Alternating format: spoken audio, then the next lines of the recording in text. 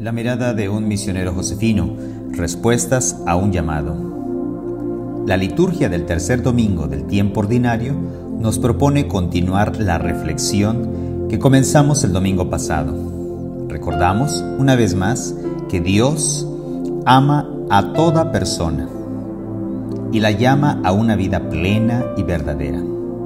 La respuesta de la persona a la llamada de Dios pasa por un camino de conversión, de identificación personal con Jesús. La primera lectura nos dice a través de la historia del envío del profeta Jonás a predicar la conversión a los habitantes de Nínive, que Dios ama a todas las personas y llama a cada uno a hacer procesos de salvación. La disponibilidad de los ninivitas para escuchar la llamada de Dios y seguir un camino inmediato de conversión constituye un modelo de respuesta adecuada a la llamada de Dios. En el Evangelio aparece la invitación que Jesús hace a todos los hombres para que sean discípulos y se integren en su comunidad. Marcos advierte, sin embargo, que la entrada en la comunidad del reino presupone un camino de conversión, es decir, ver más allá de lo que estamos viviendo. A partir de lo que estamos viviendo, visualizarse más adelante. Eso es conversión. Adherirse, por supuesto, a la vida de Jesús, a la vida en el Evangelio. La segunda lectura invita a todo cristiano a ser consciente de que el tiempo es corto. La realidad que estamos viviendo nos lo está haciendo notar muy frecuentemente en la vida que está terminando de nuestros seres queridos. El tiempo es corto, es decir, que las realidades y los valores de este mundo son pasajeros. No debemos absolutizarlos. Lo que hoy tenemos solamente es para aprender a servir y hacer siempre y en todo lo mejor en lo que nos corresponde. Pero las cosas y las personas no son para toda la vida, no nos podemos apropiar de ello. Dios invita a todo cristiano, a su paso por la historia, a vivir con la mirada en este contexto y desde esta realidad ver hacia más adelante. Es decir, a dar prioridad a los valores del reino eterno, a convertirse a estos valores del reino. El Evangelio de Marcos, que fue el primero en escribirse de los 4 que han llegado a nosotros y son reconocidos por la Iglesia como inspirados, nos presenta hoy el comienzo de la vida pública de Jesús. Lo que Jesús proclama es que el tiempo del cumplimiento de aquellas promesas ya ha llegado con Él mismo, lo cual es una buena noticia, que es lo que significa el término evangelio. Evangelio quiere decir buena noticia. Recordamos en ello, en esta buena noticia, la promesa que ya se venía haciendo en los profetas. Vendrá un Mesías, un hombre ungido o consagrado por Él. Cristo, en griego, quiere decir consagrado, ungido, para establecer su reinado en la tierra, es decir, para hacer presente en ella el poder, pero un poder de amor, un amor capaz de liberarnos de la injusticia y de todas las demás formas de violencia.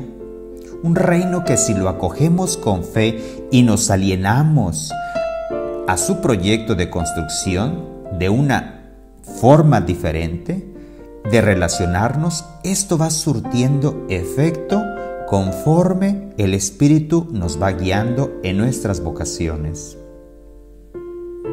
Pero además hay un detalle. Jesús proclama a un Dios que está cerca, muy diferente del distante y lejano que se concebía en las religiones paganas.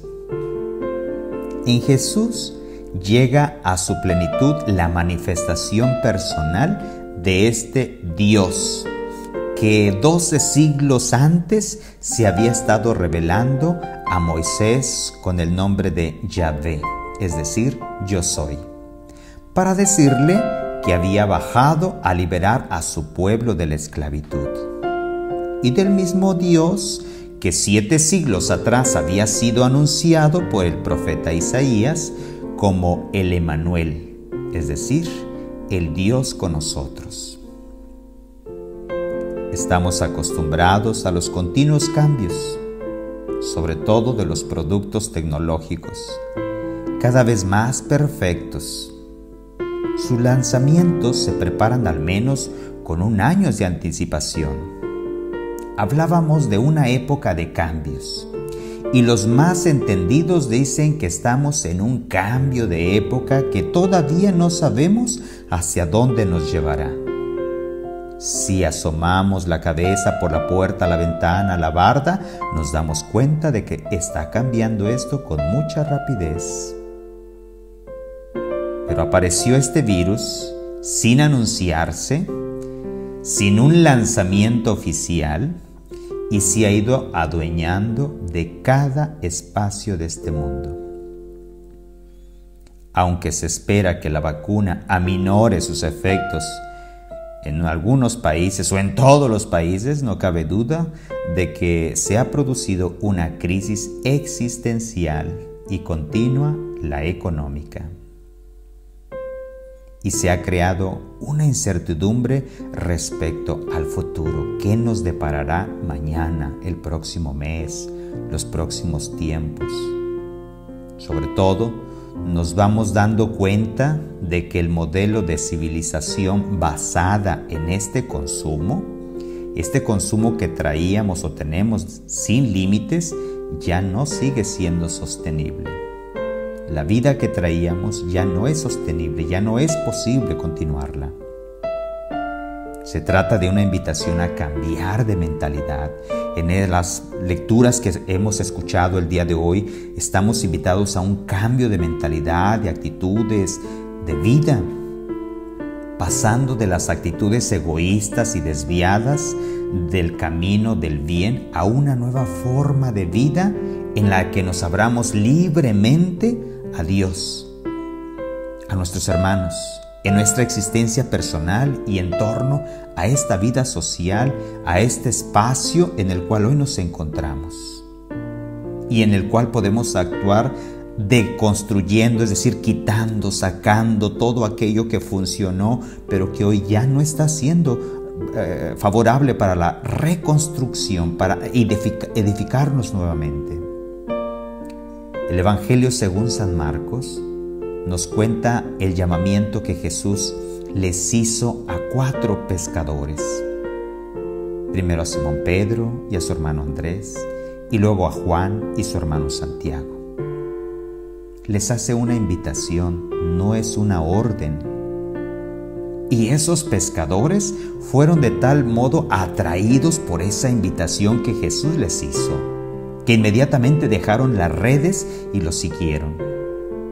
También nosotros, cada cual en estas circunstancias en las que hoy nos encontramos, aislados, limitados, con todas estas medidas que hoy hemos ido aprendiendo a tener, somos invitados por el Señor a seguirlo de una manera concreta y simple desde este espacio en el que hoy me encuentro, en un estado de vida específico, como esposa, como madre, como consagrada, como joven, como persona en esta realidad, para contribuir al establecimiento y a la vida de este reino de Dios, con este entorno concreto en el que hoy nos corresponde vivir, respirar, estar.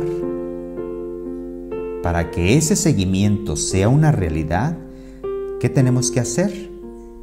Comenzar a dejar las redes, palabras, pensamientos, conductas, comportamientos que teníamos el año pasado, el año antepasado, hace 5 años, que aprender a dejar, como lo hicieron los primeros discípulos de Jesús, es decir, deshacernos de todo aquello que nos enreda y por lo mismo nos impide emprender el camino que Dios nos indica como aquel que nos conduce a una verdadera realización del sentido de nuestra existencia. Seguir a esta ya a un año de encontrarnos en una realidad de confusión, en una invasión de un virus que no se anunció, pero que hoy tiene dominio. Seguir con esta idea de regresar a una vida del pasado, ¿seguirá que así queremos continuar con esta idea, con esto que en realidad no va a suceder? Jesús se dio cuenta de que no bastaba cambiar de manera de vivir externamente. Era necesario cambiar la mentalidad para asimilar los nuevos valores. La cabeza, la mente, estructurarla, descomponerla. Hacía falta una conversión profunda de corazón, espíritu y conducta, una ruptura con ese pasado que amenazaba con dejar a muchas personas a la intemperie, sobre el vacío y sin fundamentos. Pero no había alternativa. Para vivir la novedad de Dios, había que morir a todo un sistema tradicional ¿de qué? De creencias, de ritos, de obras de comportamiento. El encuentro con el reino de Dios hizo que los habitantes de Nínive se convirtieran y que se evitara una catástrofe. Si empezamos a convertirnos para comenzar a parar esto que nos está destruyendo y que se está llevando a tanta gente, si comienzo a convertirme a este estilo de vida que Dios me está inspirando. El encuentro con Jesús cambió la vida de aquellos pescadores que dejaron sus redes y su familia para hacerse discípulos de Jesús. Ya no pescarán más peces, sino que pescarán hombres, personas. Es decir, los salvarán del mar tempestuoso del error, de la perdición, de aquello que no está dando vida. El nuevo principio que va a animar la vida del reino y va a permitir asimilar los nuevos valores y que será uno de los valores supremos, será la fe. Para entrar en el reino hay que creer en Dios, en mí, en los demás, en esa confianza que atrae al reino. Hay que creer en Jesús, hay que creer en el Evangelio, vivirlo. Es la vida en torno a Jesús la que va a generar nuevos valores. En torno a Jesús es como vamos a aprender nuevos valores y la que permitirá vivirlos con actitudes nuevas. Solos no, como era antes ya no. Ocupamos aprender a escuchar la palabra y abrirnos a esta novedad. El único valor absoluto es la persona de Jesús.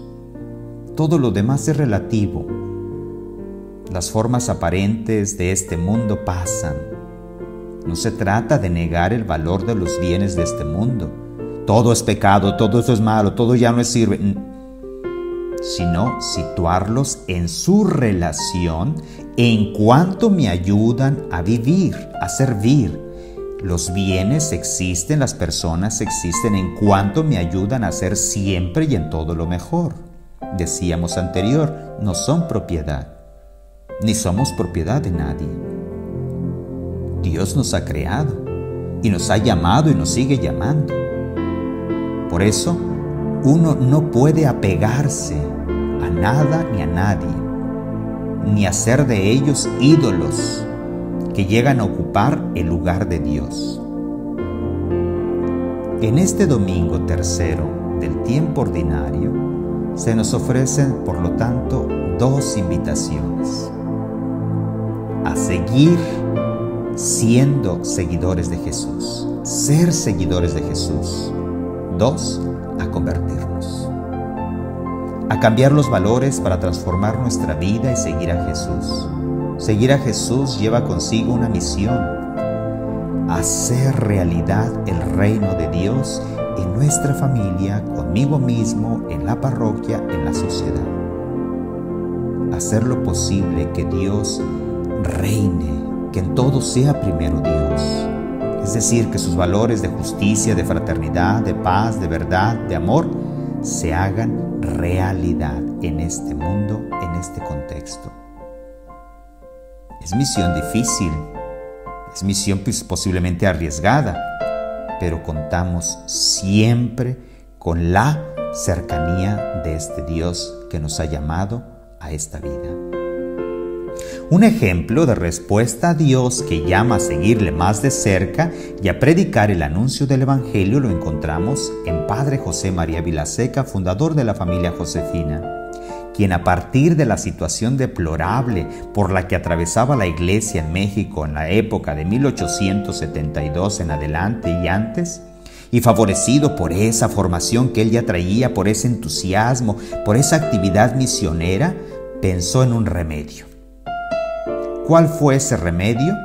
Un remedio progresivo, que fueron las obras josefinas, mismas que entre sí se iban a ir ayudando. Estas obras josefinas se iban a ayudar, se iban a hacer equipo para ir sacando adelante este remedio.